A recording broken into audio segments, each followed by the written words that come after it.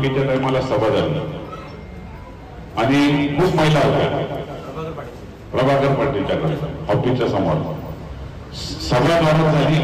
माझं भाषण संपलं आणि एक भगिनी आली की मला बोलायचं. मी स्वतः पण घाबरवून निवडणुकीत म्हणलं काय बोलतात लिहा सांगता येत नाही. कदाचित म्हणलं चुकीचा शब्द जर काढला किंवा आपल्याकडून काही चुकलं असेल तर ते सगळं गडबड होईल. तर बाकीचे बोलू देत नव्हते. मी सांगितलं हो ठीक आहे. त्यांनी हे पण सांगितलं की मला माहिती आहे साहेब आपण बोलल्यानंतर मी बोलू नये.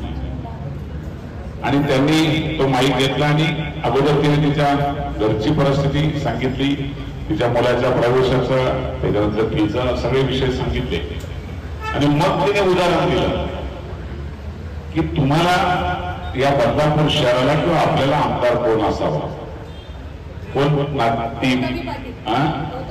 गौतमी पाटील नाचवणारा आमदार असावा की सर्वसामान्य लोकांच्या जिव्हाळ्याचं घर करणारा कीर्तन महोत्सव करणारा आमदार असावा.